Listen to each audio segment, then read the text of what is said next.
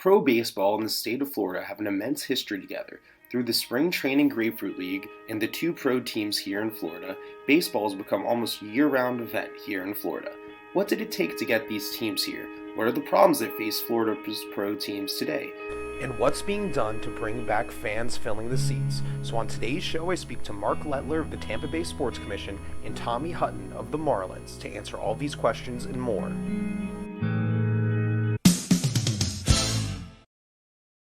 I'm here on site at Roger Dean Stadium, the spring training home for the Miami Marlins and St. Louis Cardinals.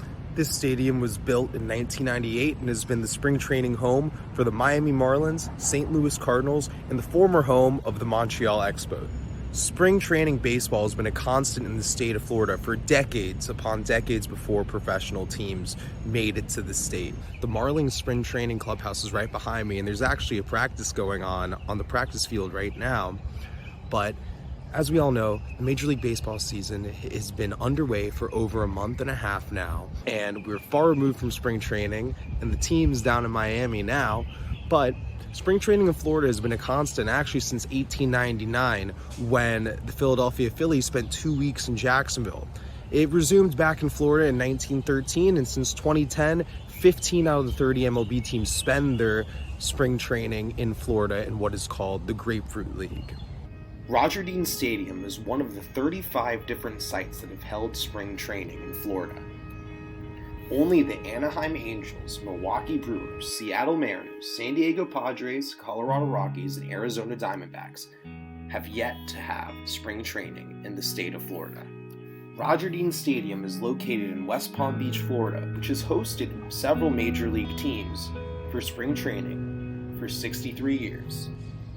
The Florida cities with the most years of spring training are St. Petersburg, Tampa, 87 years, Bradenton and Clearwater, 76 years, Lakeland, 75 years, Sarasota, 74 years, Fort Myers, 64 years, West Palm Beach, 63 years, Orlando, 62 years, Vero Beach, 58 years, and Winter Haven, 55 years. To get a broader sense of the spring training experience, I spoke to former 17-year Major Leaguer and longtime Marlins broadcaster Tommy Hutton. Tommy Hutton talks about his experiences during spring training and how that coincided with the start of his broadcasting career in Florida.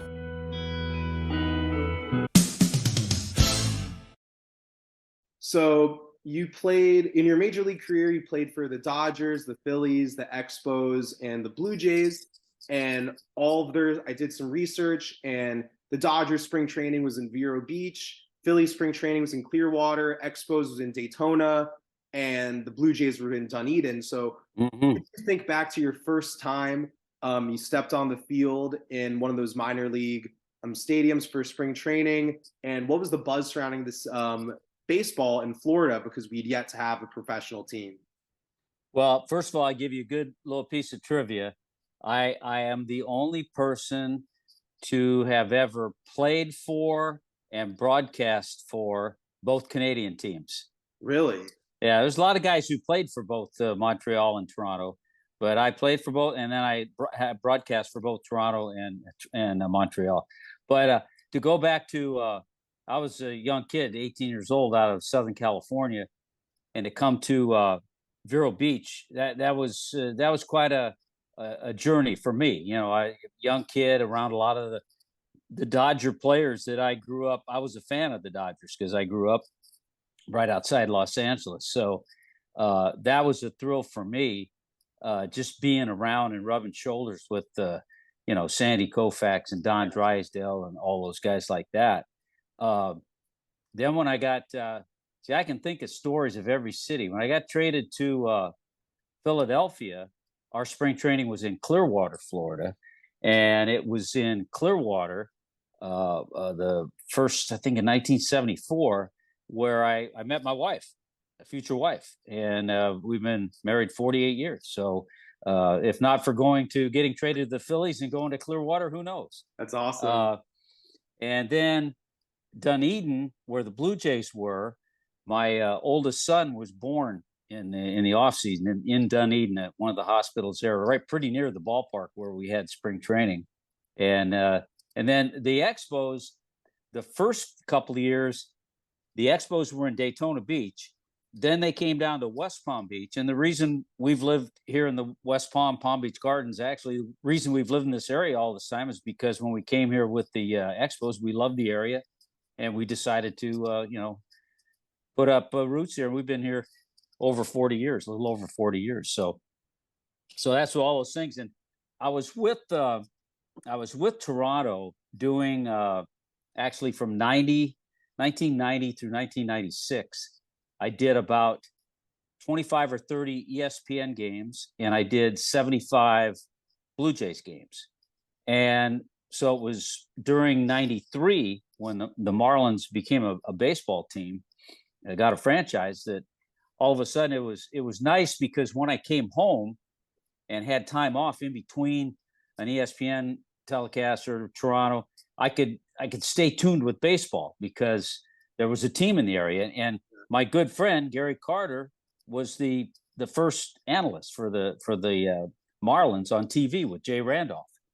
And how the story goes, I think it was in the during the season of 96. I'm sitting up in Toronto in a hotel room, and Gary calls me and he said, hey, they're going to make some changes with the Marlins telecast.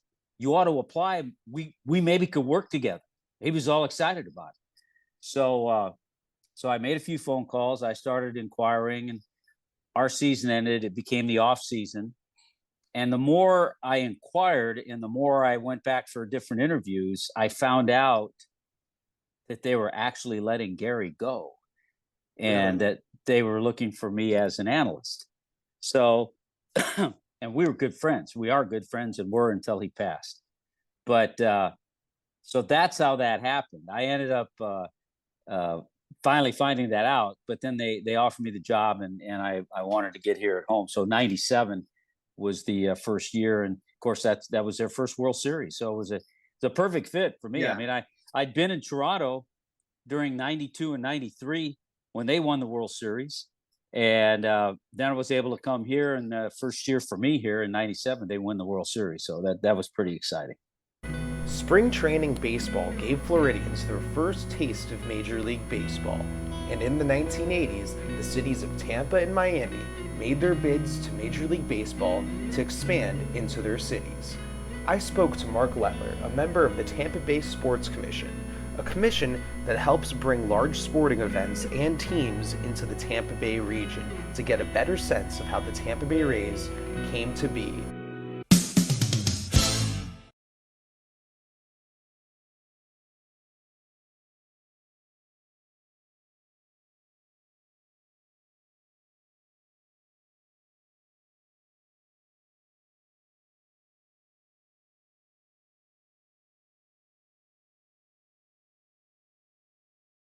The Marlins have showed through record-breaking attendance in the 1997 and 2003 World Series that fans of baseball in South Florida exist, but as the years went by, attendance waned and a new stadium was needed.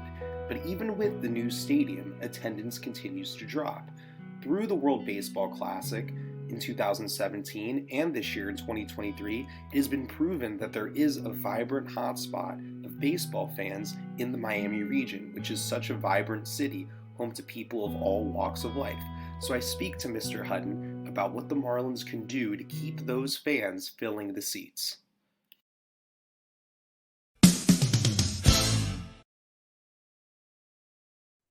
So also jumping off a little bit of the 97 World Series, my father has been living here since 2000. So he went to a couple games in 03 when they made that big run, and he would tell me of how packed Joe Robbie Stadium would be back in the day, because the seating configuration was for football, and in the playoffs, those runs, it was like the most highly packed baseball game. Oh yeah, yeah.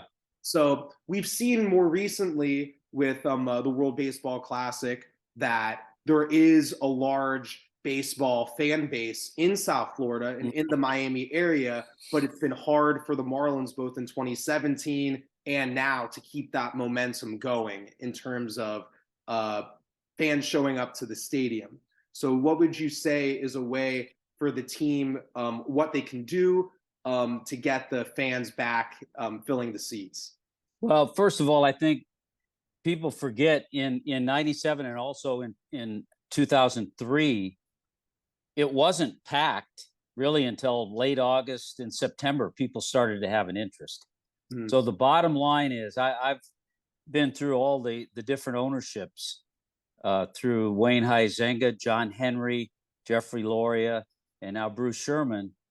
And they have all done all kinds of things to incorporate Heritage Night, Dominican, Venezuelan, to get the interest in Miami.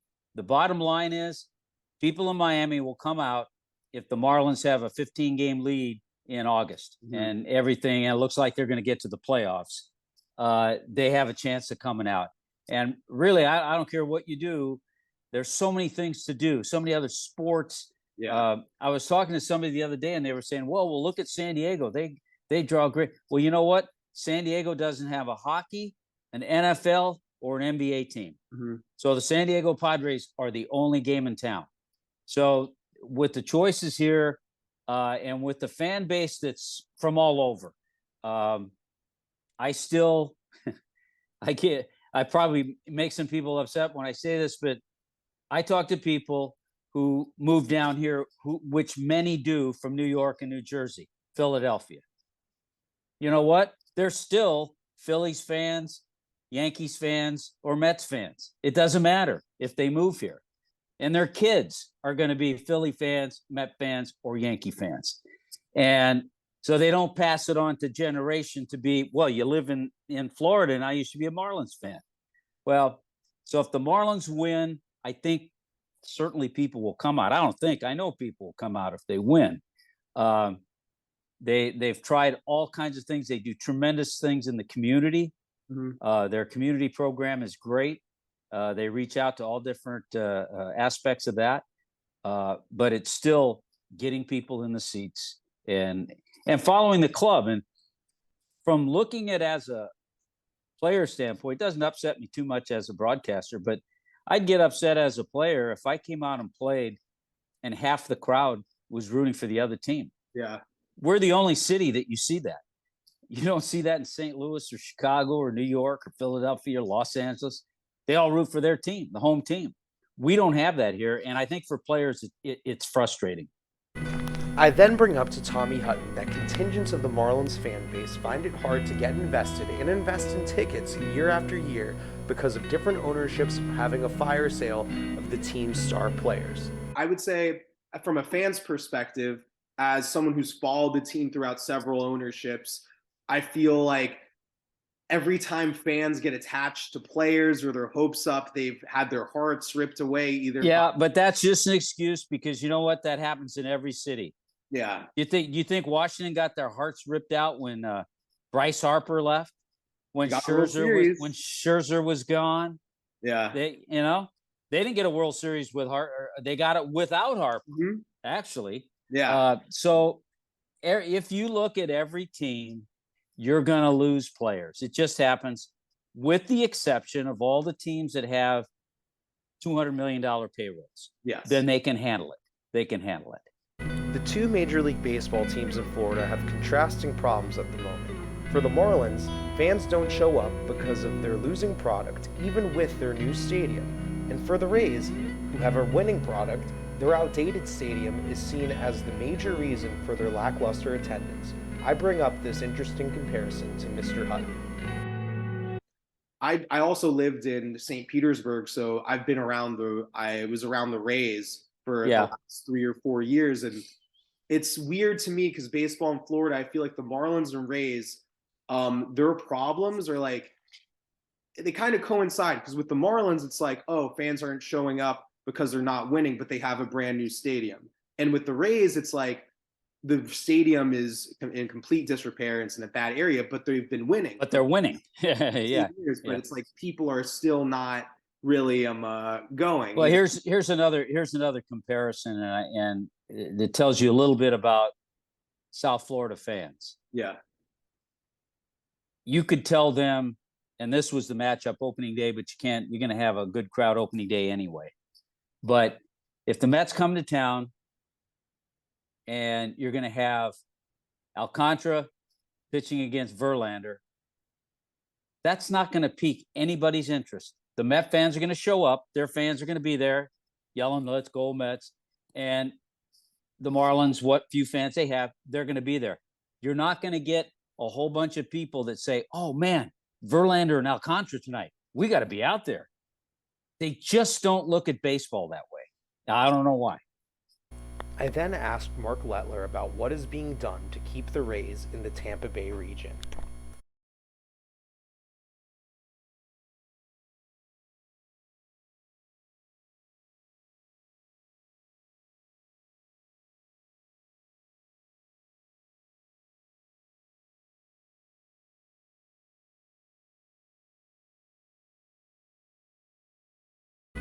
As Mr. Hutton put it, Florida is a transient state where many of its residents come from all around the U.S.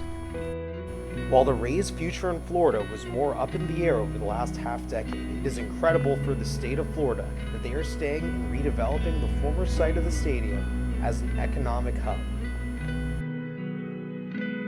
And with the Marlins finding their footing at Lone Depot Park, they are determined on building a winning culture and inviting the many cultures and communities of Miami into their beautiful ballpark.